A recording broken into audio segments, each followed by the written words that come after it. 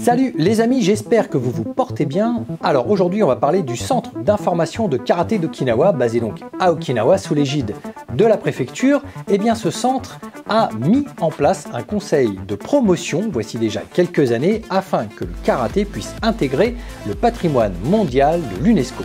Alors c'est pas une mince affaire, il y a beaucoup de choses à dire, on voit ça ensemble tout de suite, c'est parti.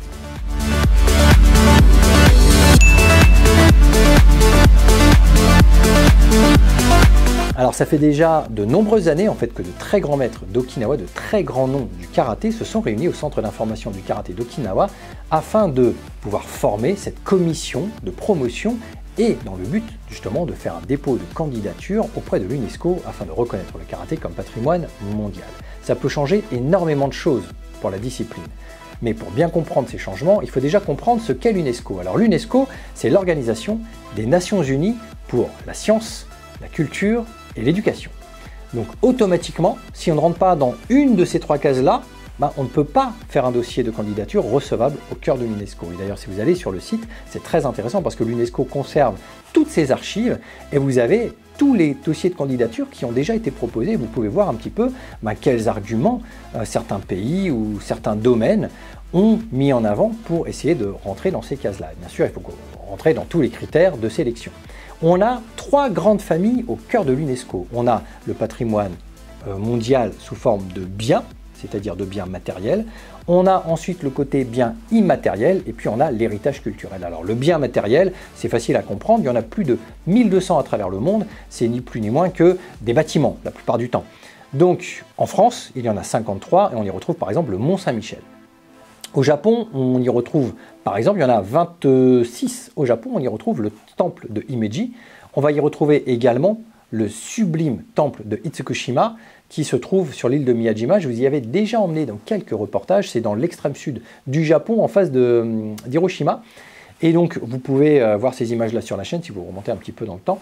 Et donc, pour rentrer dans ces critères-là, il faut obligatoirement que ce bâtiment que l'on va proposer à l'UNESCO puisse entrer dans un véritable processus avec des éléments requis en matière de préservation, avec une véritable spiritualité, avec une architecture spécifique, avec une véritable authenticité également, l'intégrité, toutes ces choses-là sont prises en compte dans le fait de valider ou pas l'enregistrement d'un bien matériel au cœur de l'UNESCO. La deuxième grande famille, c'est le patrimoine immatériel. Donc là, pour le coup, il y en a un petit peu moins, il y en a 730 à l'heure actuelle au cœur de l'UNESCO qui sont enregistrés et donc reconnus par l'UNESCO. En France, on en a 28 et on y retrouve par exemple la dentelle d'Alençon ou la baguette de pain. Voilà, ça c'est un bien typiquement lié à la culture, c'est un bien culturel, c'est pas de la science, pas forcément, et c'est pas forcément de l'éducation, mais on est vraiment dans un bien culturel. Au Japon, on y retrouve par exemple le théâtre Kabuki, ou en Chine, on va y retrouver la calligraphie. Donc on va voir, alors au Japon, je crois qu'il y en a une vingtaine, il y en a 23 il me semble au Japon, ou 22. Donc automatiquement, on va y retrouver de nombreux éléments et qui correspondent toujours à des critères. Donc là, en l'occurrence, ça va être tout ce qui touche à l'artisanat, souvent aux rituels liés à la danse, à la représentation, évidemment la préservation de tous ces rituels à travers le temps. Et donc, il y a une troisième catégorie, et c'est celle-ci qui va nous intéresser. Il s'agit de l'héritage culturel de l'humanité. L'héritage culturel de l'humanité, c'est très spécifique, c'est tout ce qui n'est pas, donc on va dire, matériel, on est dans le bien immatériel, mais on est dans quelque chose dans lequel va pouvoir rentrer les arts martiaux. Et aujourd'hui, on a 6 disciplines martiales enregistrées dans l'héritage culturel de l'humanité. On a le silat, on a le penchak, on a le bokator, on a la capoeira, on a la lutte géorgienne et on a les taekwondo. Voilà, on a ces 6 disciplines aujourd'hui officiellement enregistrées au cœur de l'UNESCO et justement, comme je vous disais, beaucoup d'autres disciplines martiales tentent, tant bien que mal, de faire des dossiers de candidature afin de pouvoir présenter quelque chose et de pouvoir être reconnu par l'UNESCO. Seulement 6 disciplines aujourd'hui, quand vous allez sur Internet, quand vous tapez UNESCO Karaté, UNESCO Judo, vous avez beaucoup d'informations du type « Ouais, alors le karaté est reconnu par l'UNESCO comme étant la discipline idéale pour les jeunes sportifs de, je sais pas moi, de 5 à 10 ans, par exemple. » Et puis le judo va faire pareil. « Ouais, alors l'UNESCO reconnaît le judo comme la meilleure discipline, celle qui va aider le plus l'enfant à évoluer de tel à tel âge. » En fait, ça, c'est un petit peu extraire une phrase d'un contexte et en faire un élément de promotion. car ni le karaté ni le judo sont aujourd'hui reconnus par l'UNESCO. Ce qui se passe, c'est qu'au cœur de l'UNESCO, c'est beaucoup de personnes, c'est plus de 2000 employés à travers le monde. L'UNESCO fait beaucoup d'articles, même en ligne, hein, vous allez voir, il y a énormément de ressources sous forme de PDF avec des études. Et il y a énormément d'études qui sont sous forme de thématiques. Par exemple, la thématique du sport, la thématique de la culture sportive et de l'évolution de l'enfant en termes de physiologie et ainsi de suite. Et au cœur de ces études-là, lorsque l'on fait défiler les PDF, et c'est ce que j'ai fait aussi pour pouvoir comprendre, on retrouve en fait ces sources-là. On voit que telle personne ou telle personne, à tel moment, dans un article, fait des références simplement à des disciplines en disant que voilà, telle ou telle discipline, généralement il n'y en a pas qu'une, hein, il y a une liste de disciplines qui sont idéales ou souhaitables et qui sont reconnues non pas par l'UNESCO mais par cette personne dans le cadre d'un article sur une thématique spécifique dans le contexte d'une recherche. À ce moment-là, oui, on peut dire que cette discipline est plutôt plus avantageuse ou est plutôt souhaitable dans l'évolution spirituelle ou physique d'un enfant. Mais ça ne veut pas dire que la discipline est en elle-même reconnue par l'UNESCO, parce que pour être reconnue, il faut faire son dossier de candidature, respecter les critères et pouvoir être ensuite validé. Et donc dans ces cas-là, il suffit simplement d'aller sur l'UNESCO, d'aller dans la base de données, et vous les avez, hein, la base de données bien matérielle, bien immatérielle, et puis l'héritage culturel. Donc il suffit de noter un petit peu le mot-clé que vous souhaitez dedans, ne serait-ce qu'arts martiaux, ou karaté, ou judo, ou ce que vous voulez, et vous allez voir si ça fait partie de la liste. Et pour le coup, ni le karaté ni le judo n'en font partie. Mais évidemment, c'est cette zone-là qui va être à remplir. Parce que, comme je vous disais, on a quand même plus de 2000 personnes qui travaillent au cœur de l'UNESCO et ils ont une activité débordante. Hein. Il n'y a qu'à voir les dossiers de candidature qui sont présentés, il y en a énormément. Et il se trouve que justement, l'an dernier, en septembre, j'étais en Ouzbékistan, vous avez vu les vidéos, hein, et j'ai travaillé dans ce cadre justement absolument exceptionnel de la cité de Khiva pour la préservation des disciplines, des traditions, de l'histoire des arts martiaux à travers son expansion moderne et à travers justement notamment des pays, des gouvernements, des fédérations, pour voir comment réussir à créer une forme d'évolution, en tout cas sans la contraindre, mais tout en essayant de respecter les valeurs, la philosophie et l'histoire d'une discipline, pour ne pas qu'elle s'efface, pour ne pas, on a fait plusieurs tutos là-dessus sur la chaîne, pour ne pas qu'elle finisse par s'uniformiser avec d'autres types d'écoles. Donc, dans ce cadre-là, il y avait un sommet, le sommet d'Asie centrale, qui était organisé par Bilal Erdogan, hein, le fils du président de la Turquie, mais également l'UNESCO.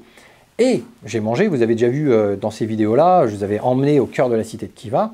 Un soir, j'ai mangé avec une tablée, donc j'avais souvent mes collègues, le représentant qui venait du pays, de différents pays, de la Turquie, d'Inde, de l'Irak, enfin on était plusieurs comme ça. Et il y avait une dame qui mangeait avec nous à table. Donc on discute un petit peu de nos métiers respectifs, de ce qu'on peut faire, de comment on perçoit un petit peu les arts martiaux. Et on la voyait qui nous écoutait parler avec une certaine attention. Et il se trouve que justement parmi mes collègues, une personne à l'époque, est un ancien, un retraité de l'UNESCO. Et donc ils ont commencé à discuter et elle nous a révélé qu'elle y travaillait encore actuellement. Donc là, on a pu avoir des échanges absolument incroyables justement pour comprendre comment ça se fait que l'UNESCO essaye de faire la promotion, par exemple, à travers l'ethnosport, la promotion de l'ethnosport et de ce grand sommet d'Asie centrale, dans le but de préserver les traditions et les disciplines historiques, mais qu'ils avaient énormément de mal à reconnaître ses propres disciplines. C'est-à-dire, qu'est-ce qui fait que ça cloche? Alors elle, pour le coup, bosse dans un domaine, un département très particulier, c'est celui de la vérification. Et là aussi, c'est quelque chose que j'ignorais, c'est-à-dire que lorsqu'il y a un dépôt de candidature qui est fait, je vous donne l'exemple de la baguette de pain qui a été enregistrée au patrimoine immatériel, eh bien la baguette de pain, avant de pouvoir enregistrer que c'est et de reconnaître que c'est le patrimoine français, eh bien il y a une recherche très précise sur déjà la typologie de ce qui est demandé, c'est-à-dire la typologie du bien qui est proposé, pour être sûr qu'il n'existe pas ailleurs. C'est-à-dire que qu'est-ce qui existe de la même façon dans d'autres pays pour pouvoir comparer et voir si, à tout hasard, si ça existe un peu partout, c'est peut-être pas le bien français. En fait, c'est peut-être pas un patrimoine français. Donc, se rendre compte des différences des uns des autres, parce qu'il y a du pain, on en fait dans beaucoup de pays. Hein. Moi, j'ai beaucoup traîné en Europe de l'Est. Il y a des endroits, même ne serait-ce qu'en Ouzbékistan, le pain, c'est une culture en soi et c'est incroyable.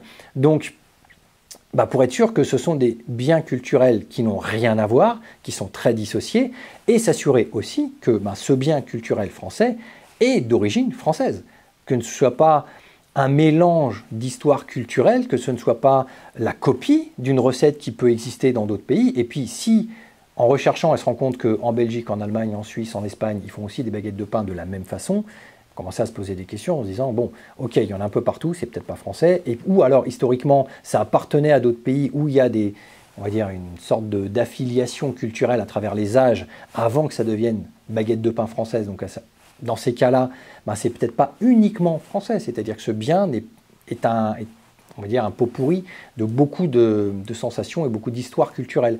Donc, automatiquement, cette philosophie de vouloir valider un bien sur un pays, un gouvernement, un temps, une recette par exemple, ben, il faut être sûr que la concurrence laisse le champ libre à la validation de l'UNESCO. Donc c'est quelque chose qui est très intéressant parce que dans le monde des arts martiaux, si certaines disciplines sont extrêmement définissables à travers leur pays, il y en a beaucoup d'autres qui sont en fait des brassages culturels. Et on en vient au karaté, parce que le karaté est, mine de rien, à travers son histoire, un véritable brassage culturel.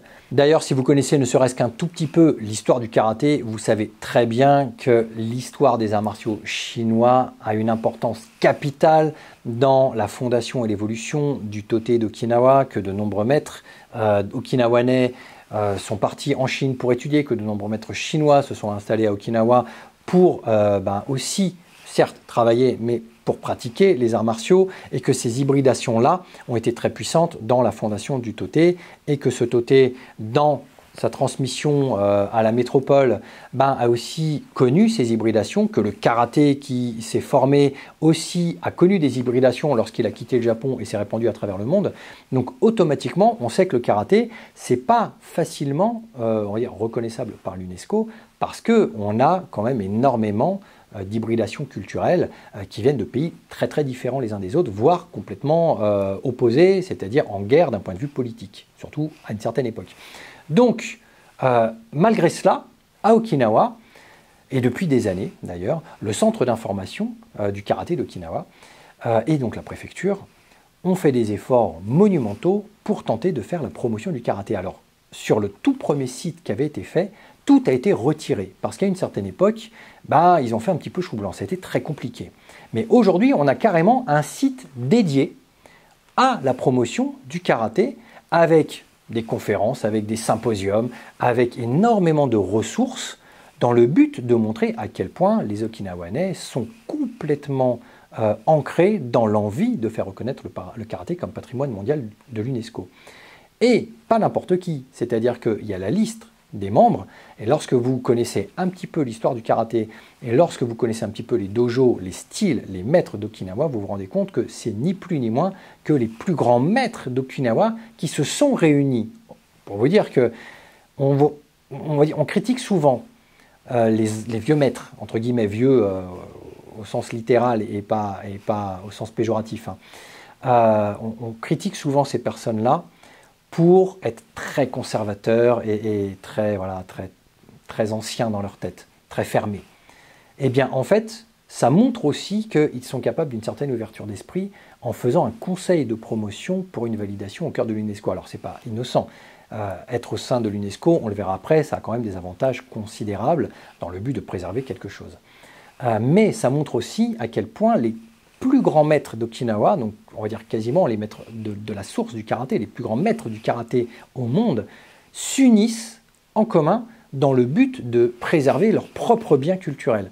C'est très important. Cette liste-là, elle est folle, et vous retrouvez la plupart des maîtres qui sont sur cette liste, vous les retrouvez dans les reportages que j'ai pu faire pour certains éditeurs. Ils sont disponibles dans la série de DVD Budo Master, par exemple, que j'avais fait à Okinawa à la demande justement de l'Office du tourisme d'Okinawa à l'époque. Et puis c'était en 2011, il me semble, que j'avais été les voir. Donc on a les Nakamoto, on a les Nakamura, on a Okama, voilà, j'avais fait énormément de dojo, et on avait vu à quel point, par exemple, Maître Nakamoto est un homme ultra puissant sur l'île. C'était le détenteur des écrits du roi Shō et de son carnet de bord. Il a des documents royaux, il a des documents de dingue sur le karaté et sur l'uniformisation, l'unification de certaines écoles dans certaines règles de préservation qui ont déjà plusieurs dizaines, quasiment un siècle en fait. Et c'est hyper intéressant. Donc, Ce sont des personnes très influentes qui se sont unies avec aussi certaines structures d'Okinawa. On a par exemple Maître Nakasone, maître sous forme responsable, parce que c'est ni plus ni moins que le patron de la marque Shoreido.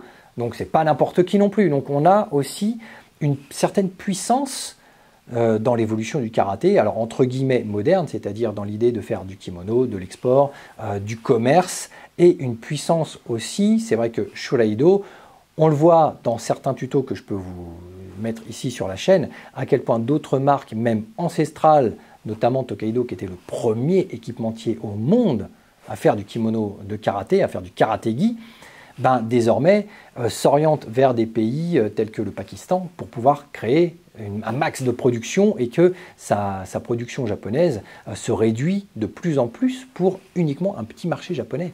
Eh bien, on voit à quel point, par rapport à certaines marques qui ont cédé un petit peu à l'industrialisation de manière mondiale, les Shoreido et Maître Nakasone restent, eux, extrêmement concentrés sur préserver les choses telles qu'elles sont, de l'artisanat pur et dur, du savoir-faire okinawanais pour les Okinawanais, pour les Japonais, et s'il en reste un peu pour le reste du monde, mais sans avoir cette idée de se corrompre. Donc, toutes ces personnes-là forment un consortium incroyable, et ce site est fou en fait.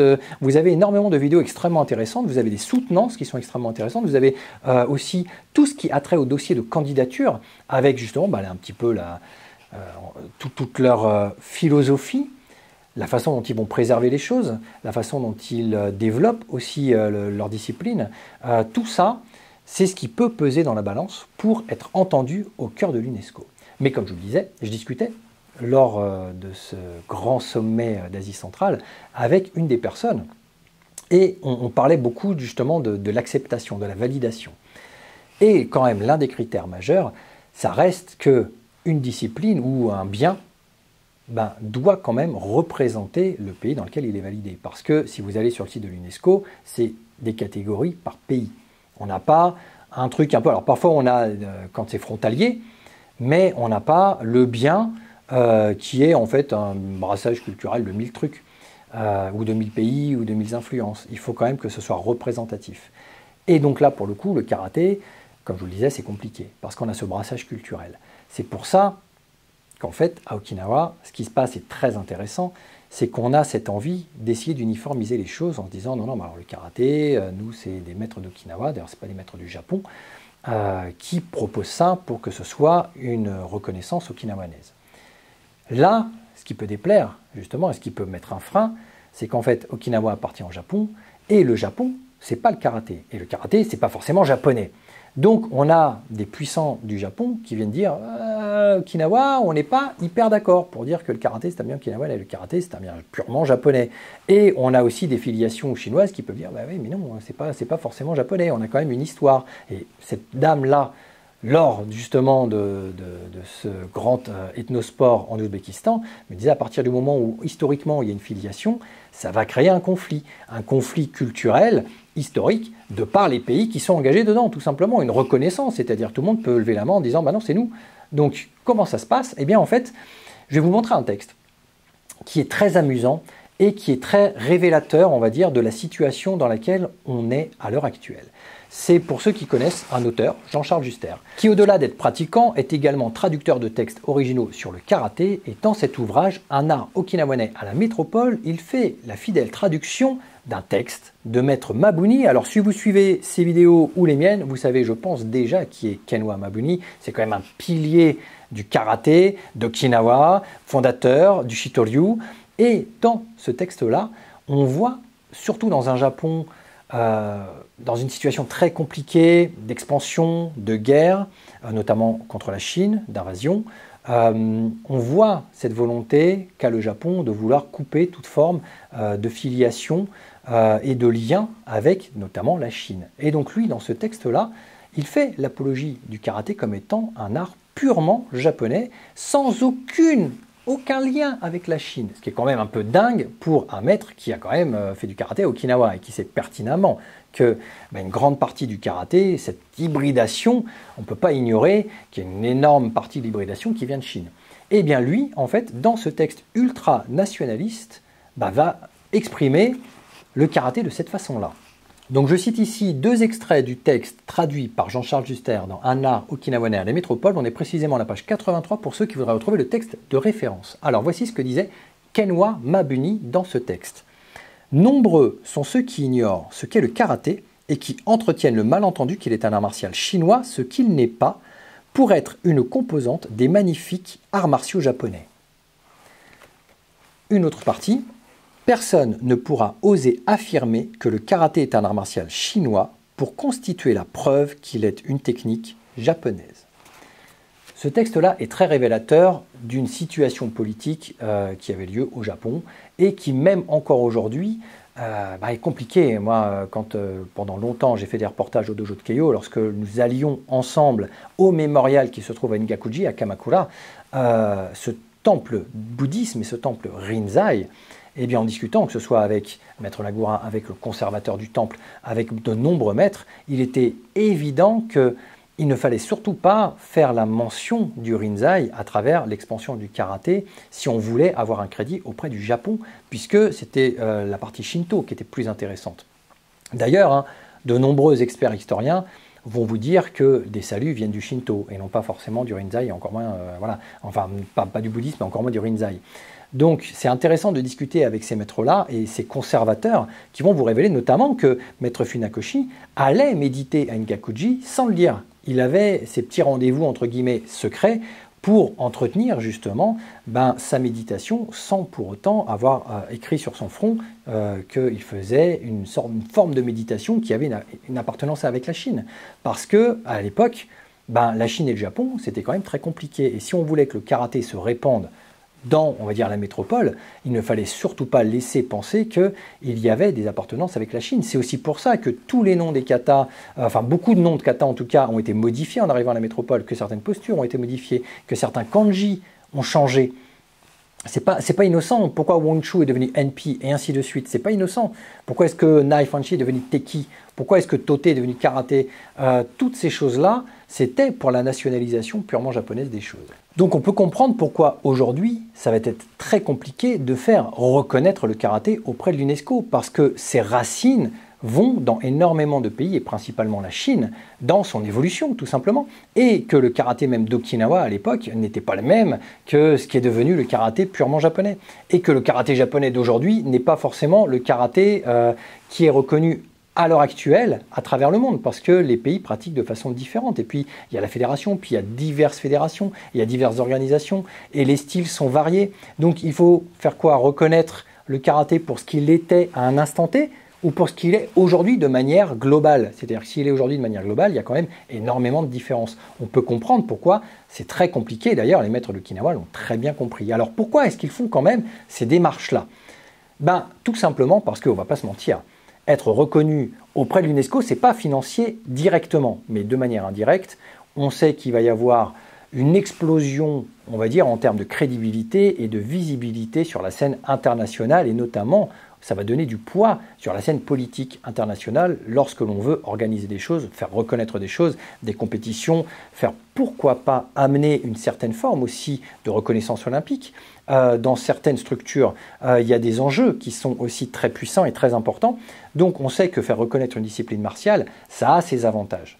C'est aussi un avantage pour avoir plus de moyens et plus de poids dans le but de préserver, de protéger sa discipline. On peut en faire, on va dire, des codex, comme là c'est un bien immatériel, beaucoup plus puissants pour être sûr qu'il soit diffusé de manière beaucoup plus respectueuse, en tout cas qu'il se détériore moins avec le temps.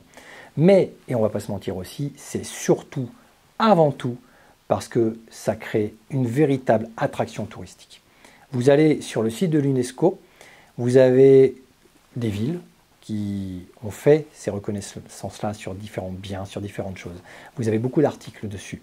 Tous sont unanimes pour dire que le fait d'être reconnu par l'UNESCO, ça donne un poids culturel qui attire les gens. Et on sait très bien, depuis maintenant quelques années, que Okinawa œuvre, mais d'arrache-pied, pour faire reconnaître un peu son île comme étant le berceau culturel et donc touristique du karaté. Parce que le but, c'est de faire du tourisme martial. Moi, si j'ai été à l'époque invité en 2011 par la préfecture et l'office du tourisme de l'Okinawa, ce n'était pas pour rien. C'était pour diffuser l'image du karaté à l'international pour améliorer le tourisme martial. Et on l'a vu aussi dans quelques tutos depuis quelques années, que Okinawa organise des packs, des sessions sur plusieurs jours, voire sur plusieurs semaines, avec différents cours, et que les maîtres d'Okinawa n'ont plus le choix de faire partie de cette organisation pour être encore acceptés dans leur fait de dispenser des cours.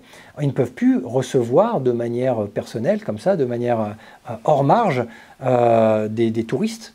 Les touristes doivent automatiquement passer par le bureau de convention du tourisme et par le bureau d'information du karaté, qui doivent valider et qui doivent répartir et qui doivent égaliser les coûts, et ainsi de suite. Donc le tourisme à Okinawa en termes martial a complètement changé ces dernières années, et on sent que le gouvernement, la préfecture, tout ça a mis la main dessus parce qu'ils se rendent compte que c'est quand même un bien culturel, un bien physique, martial et un bien touristique qui est une véritable poule aux œufs d'or. Donc automatiquement, c'est la première motivation, on va dire, dans le but de faire la promotion du karaté. Il y a aussi une motivation, bien sûr, on ne va pas se mentir, qu'à Okinawa, on a quand même cette envie de préserver quelque chose qui est un peu sacré.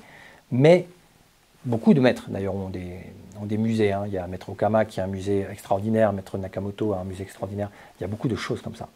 Malgré ça, on se rend compte quand même que les maîtres d'Okinawa ne sont pas si conservateurs que ça, que certains ont joué le jeu, que certains on peut dire, ouais, certains maîtres n'ont pas eu le choix, il y en a d'autres qui sont ravis de la situation de pouvoir proposer des packs comme ça par l'Office du tourisme d'Okinawa en termes martial pour faire venir des gens, parce que ça les fait vivre aussi, ça réanime. Moi, à l'époque où j'y avais été, beaucoup de maîtres me disaient, on n'a plus beaucoup d'élèves, on en a de moins en moins, et c'est problématique, parce que je me souviens que certains maîtres me disaient, moi, mes propres enfants sont partis parce que Okinawa, les traditions, le Japon, ils sont partis, ils voulaient faire autre chose.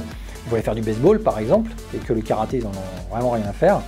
Et que mes propres élèves, au bout d'un moment, ils partent travailler, j'en ai plus beaucoup.